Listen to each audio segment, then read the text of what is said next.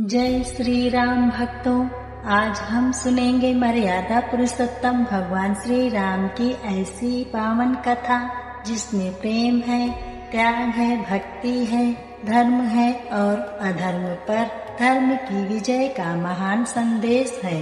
यह केवल एक कथा नहीं है बल्कि हमारे जीवन को सही रास्ता दिखाने वाली दिव्य गाथा है। तो आइए श्रद्धा से भगवान श्री राम का स्मरण करते हुए कथा की शुरुआत करते हैं। अयोध्या नगरी में महाराज दशरथ का राज्य था। उनके 4 पुत्र थे, श्री राम, भरत, लक्ष्मण और शत्रुघ्न। चारों भाई एक दूसरे से बहुत प्रेम करते थे, लेकिन श्री राम सबसे बड़े थे और अपने गुणों के कारण सभी के प्रिय थे। भगवान श्री राम सत्य, धर्म, दया और मर्यादा के प्रतीक थे। प्रजा उन्हें अपने राजा के रूप में देखना चाहती थी। जब महाराज दशरथ ने श्री राम का राज्य अभिषेक करने का निर्णय लिया, तब पूरी अयोध्या खुशी से झूम उठी। घर घर दीप जलने लगे और लोगों के चेहरे पर प्रसन्नता छा गई। लेकिन तभी परिस्थितियों ने ऐसा मोड़ लिया जिसकी किसी ने कल्पना भी नहीं की थी। महारानी कैकेयी ने महाराज दशरथ से अपने 2 पुराने वरदान मांग लिए। पहला, भरत को अयोध्या का राजा बनाया जाए और दूसरा, श्री राम को 14 वर्ष का वनवास दिया जाए। यह सुनकर महाराज दशरथ का हृदय टूट गया। वे श्री राम से बहुत प्रेम करते थे, लेकिन श्री राम ने पिता के वचन को सर्वोपरि माना। उन्होंने बिना किसी शिकायत के कहा, पिताजी ने जो वचन दिया है उसे पूरा करना मेरा धर्म है। श्री राम वन जाने के लिए तैयार हो गए।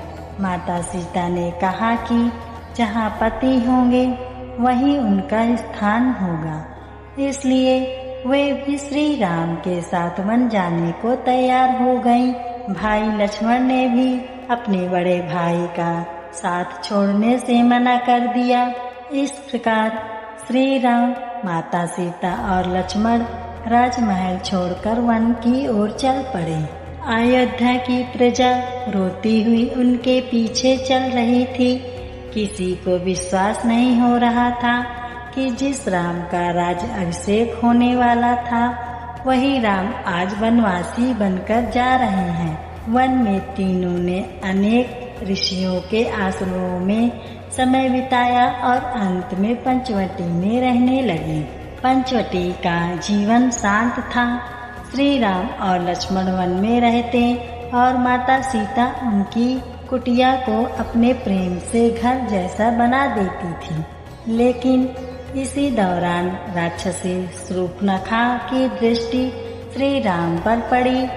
उसके कारण घटनाओं का ऐसा सिलसिला शुरू हुआ जिसने आगे चलकर लंका के विनाश का मार्ग खोल दिया। शूर्पणखा के अपमान के बाद उसके भाई खरदूषण ने श्री राम पर आक्रमण किया, लेकिन श्री राम ने उनका वध कर दिया।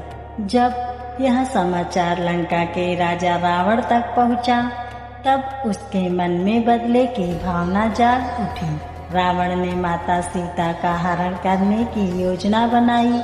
उसने मारीच को स्वर्ण मृग का रूप धारण करने के लिए कहा। एक दिन माता सीता ने एक अत्यंत सुंदर स्वर्ण मृग देखा।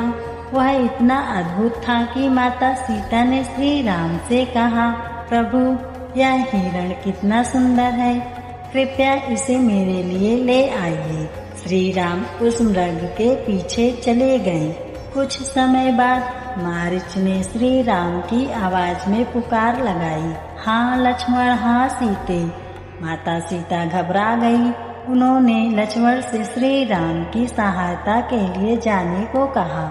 लक्ष्मण जानते थे कि श्री राम को कोई साधारण संकट नहीं हो सकता, लेकिन माता सीता की चिंता देखकर उन्हें कुटिया छोड़कर जाना पड़ा।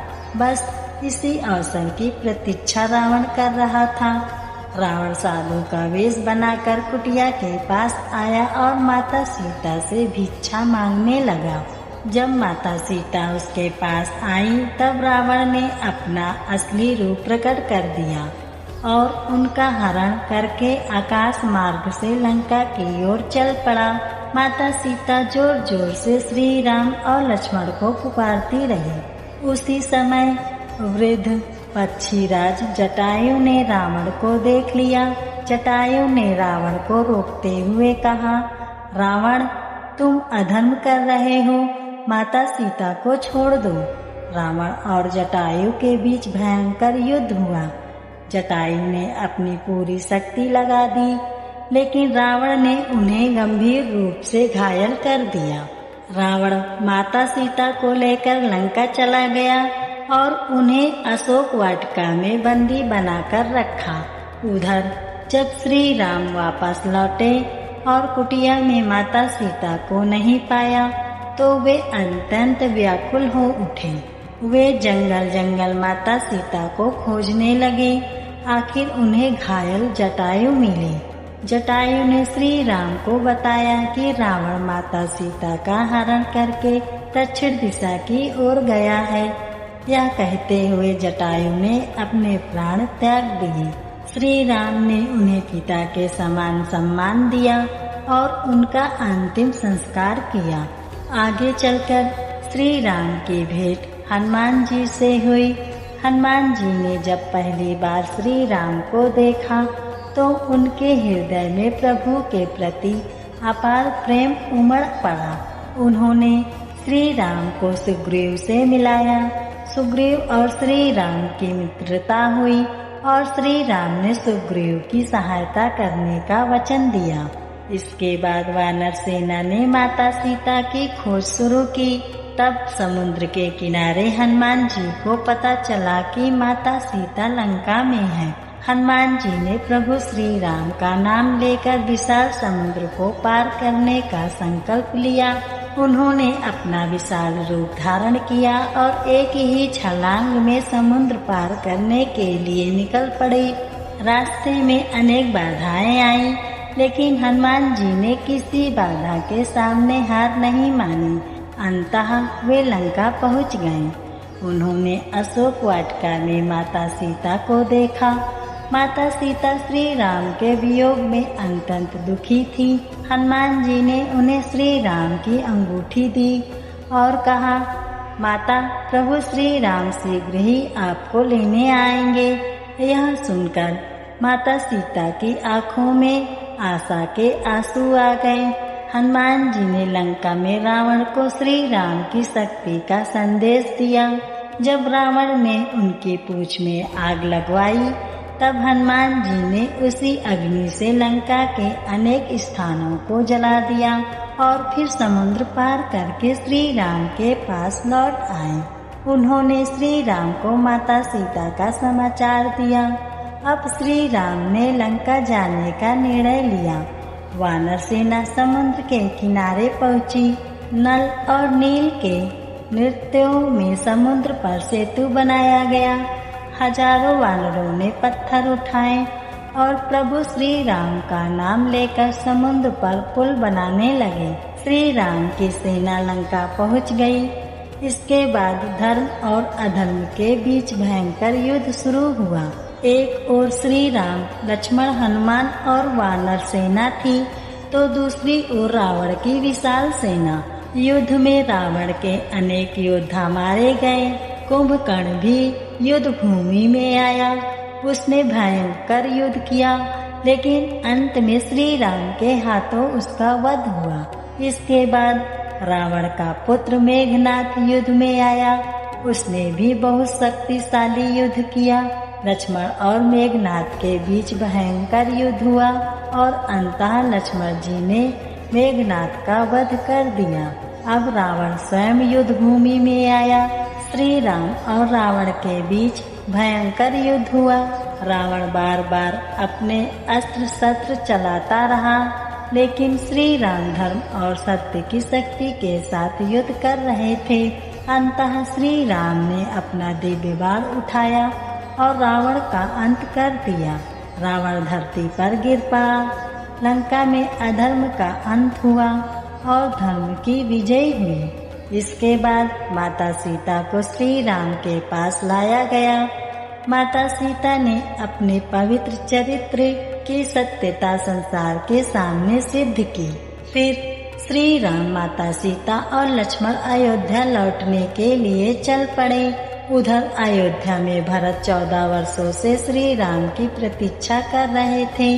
जब श्री राम के अयोध्या लौटने का समाचार मिला तो पूरी नगरी दीपों से जगमगा उठी। लोगों ने घर घर दीप जलाए। अयोध्या में चारों ओर खुशियां छा गई। श्री राम का भव्य राज अभिषेक हुआ। माता सीता उनके साथ सिंहासन पर विराजमान हुई। हनुमान जी और सभी भक्तों ने प्रभु के चरणों में सिर झुका दिया। इस प्रकार भगवान श्री राम ने अयोध्या में राम राज्य की स्थापना की, जहाँ न्याय था, सत्य था, करुणा थी और धर्म था। भक्तों, रामायण हमें एक बहुत बड़ा संदेश देती है। जीवन में चाहे कितनी भी कठिनाइयाँ क्यों ना आए, हमें सत्य का मार्ग नहीं छोड़ना चाहिए। श्री राम ने राजपाट खोया, वनवास सहा, माता सीता से बिछड़े, अनेक कठिनाइयों का सामना किया, लेकिन उन्होंने कभी धर्म का साथ नहीं छोड़ा। हनुमान जी हमें सिखाते हैं कि सच्ची भक्ति में अपना सब कुछ भगवान को समर्पित कर देना चाहिए। माता सीता हमें धैर्य और पतिव्रता धर्म की सीख देती हैं। लक्ष्मण जी सेवा और समर्पण का उदाहरण हैं और श्री राम हमें सिखाते हैं कि परिस्थितियां कैसी भी हो, मर्यादा और सत्य का मार्ग कभी नहीं छोड़ना चाहिए। इसलिए भक्तों, अपने जीवन में भगवान श्री राम का स्मरण करते रहें। सुबह हो या शाम, सुख हो या दुख, श्री राम का नाम ही जीवन का सबसे बड़ा सहारा है। अगर आपको यह कथा अच्छी लगी हो तो वीडियो को लाइक और शेयर जरूर करें। कमेंट में प्रेम से लिखें जय श्री राम और भगवान श्री राम से प्रार्थना करें कि हमारे जीवन में भी सत्य, धर्म, प्रेम और भक्ति का प्रकाश बना रहे। जय श्री राम।